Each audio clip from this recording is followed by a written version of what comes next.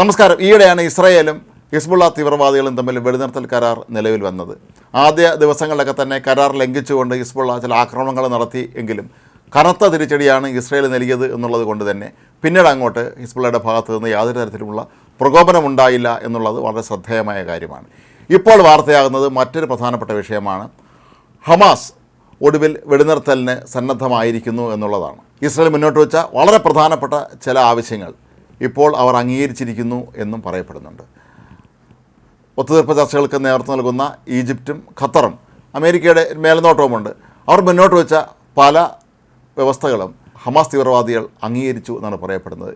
ഹമാസിനെ സംബന്ധിച്ച് എങ്ങനെയെങ്കിലും ഒന്ന് വെടിനിർത്തൽ നടത്തിക്കിട്ടിയാൽ മതി എന്നുള്ള അവസ്ഥയിലാണ് ഇപ്പോൾ.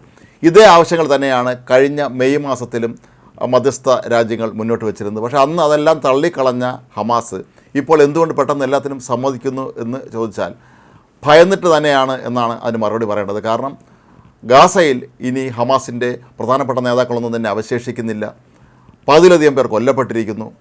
ഭൂരിഭാഗം പേർക്കും ആരോഗ്യമില്ലാത്ത അവസ്ഥയിലാണ്. വളരെ കുറച്ച് പേർ മാത്രമാണ് ഇനി അവിടെ ഉള്ളത്. ആ ഒരു സന്ദർഭത്തിൽ ഇനി അങ്ങോട്ട് ഇസ്രായേലുമായി പ്രകോപനത്തിന് ഇറങ്ങിയാൽ തങ്ങളുടെ വർഗത്തോടുകൂടി നശിപ്പിച്ച് കളയും ഇസ്രായേൽ എന്നവർക്ക് നന്നായിട്ട് അറിയാം. അതുകൊണ്ട് തന്നെയാണ് ഇപ്പോൾ വെടിനിർത്തലിന് ഇവർ തയ്യാറാകുന്നത് എന്നാണ് അന്തർദേശീയ മാധ്യമമായ വാൾ സ്ട്രീറ്റ് ജേർണൽ റിപ്പോർട്ട് ചെയ്യുന്നത്. അവരുടെ വാർത്തയായിട്ടാണ് ഇത് പുറത്തു വന്നിരിക്കുന്നത്. പ്രധാനമായും ഹമാസ് അംഗീകരിച്ച ഒരു കാര്യം, നാളെ വെടിനിർത്തൽ കരാർ നിലവിൽ വന്നാലും ഗാസയിൽ ഇസ്രായേൽ സൈന്യം തുടരും എന്നുള്ളതാണ്. ഇത് വളരെ പ്രധാനപ്പെട്ട ഒരു കാര്യമാണ്. നേരത്തെ പലപ്പോഴും ഹമാസ് എതിർത്തിരുന്ന ഒരു കാര്യമായിരുന്നു ഇത്. വെടിനിർത്തൽ കരാർ നിലവിൽ വന്നാൽ നാളെ ഒരു പക്ഷേ ഹമാസ് വീണ്ടും ശക്തി ആർജിച്ച് തിരിച്ചടിക്കാൻ ഒരുങ്ങുമോ എന്ന സംശയം ഇസ്രായേലിനുണ്ട്, ഒപ്പം മധ്യസ്ഥ രാജ്യങ്ങൾക്കും ഉണ്ട്. അതുകൊണ്ട് തന്നെയാണ് ഇസ്രായേൽ സൈന്യത്തിൻ്റെ സാന്നിധ്യം ഗാസയിൽ ഉണ്ടാകും എന്നുള്ള കാര്യം വളരെ വ്യക്തമായ ഭാഷയിൽ തന്നെ പറഞ്ഞിട്ടുള്ളത്. ഫിലാഡൽഫി ഇടനാഴിയിലും ഈജിപ്റ്റ് ഇസ്രായേൽ അതിർത്തിയിലുമായിരിക്കും ഈ സൈന്യം നിലകൊള്ളുക. പലപ്പോഴും ഹമാസ് തീവ്രവാദികൾ ഈജിപ്റ്റ് അതിർത്തി വഴിയാണ് ഇസ്രായേലിലേക്ക് നേരത്തെ കടന്നു കയറി ആക്രമണമൊക്കെ നടത്തിയത് എന്നുള്ളതിനെക്കുറിച്ചുള്ള വ്യക്തമായ തെളിവുകൾ പുറത്തു വന്ന സാഹചര്യത്തിൽ കൂടിയാണ് ഇത്തരത്തിലുള്ള ഒരു തീരുമാനമെടുത്തിരിക്കുന്നത്. മറ്റൊന്ന്, ഹമാസ് തീവ്രവാദികൾ തങ്ങളുടെ കൈവശമുള്ള ബന്ദികളുടെ പട്ടിക നൽകണം എന്ന് ഇസ്രായേൽ ആവശ്യപ്പെട്ടിരുന്നു. അത് മധ്യസ്ഥ രാജ്യങ്ങളും അക്കാര്യത്തിൽ കർശനമായ നിലപാട് തന്നെയാണ് സ്വീകരിച്ചിരുന്നത്, പ്രത്യേകിച്ച് ഈജിപ്റ്റ്. ഏതായാലും പട്ടിക ഇപ്പോൾ ഹമാസ് നൽകി എന്നാണ് വാൾ സ്ട്രീറ്റ് ജേർണൽ റിപ്പോർട്ട് ചെയ്യുന്നത്. പക്ഷേ ഈ പട്ടികയിലുള്ളവരുടെ പേരുവിവരങ്ങളും തന്നെ ഇനിയും പുറത്തുവിട്ടിട്ടില്ല. ഹമാസ് ബന്ദികളാക്കിയ അമേരിക്കൻ പൗരന്മാരും പേരും ഈ പട്ടികയിലുണ്ട് എന്നാണ് പറയപ്പെടുന്നത്. ഇതിനും ഇസ്രായേൽ ചില വ്യവസ്ഥകൾ മുന്നോട്ട് വച്ചിട്ടുണ്ട്. ആദ്യം ഒന്നാം ഘട്ടത്തിൽ പ്രായമായവരും സ്ത്രീകളും കുട്ടികളും അടക്കമുള്ളവരെ മോചിപ്പിക്കുക. പകരമായി ഇസ്രായേൽ തടവിലുള്ള ഹമാസ് തീവ്രവാദികളെയും കുറേ പേരെ അവർ മോചിപ്പിക്കും. അതിൻ്റെ എണ്ണം സംബന്ധിച്ച് ഇനിയും കൃത്യമായൊരു കണക്ക് ഇസ്രായേൽ പുറത്തുവിട്ടിട്ടില്ല. തുടർന്ന് മറ്റുള്ള എല്ലാ ബന്ദികളെയും മോചിപ്പിക്കണം. എന്നിട്ട് മാത്രമേ വെടിനിർത്തൽ കരാർ നിലവിൽ വരികയുള്ളൂ എന്നുള്ള ഒരു വലിയ ഡിമാൻഡ് തന്നെയാണ് ഇസ്രായേൽ മുന്നോട്ട് വെച്ചിരുന്നത്. അതും ഇപ്പോൾ ഹമാസ് തീവ്രവാദികൾ ഏതാണ്ട് അംഗീകരിച്ച മട്ടാണ്.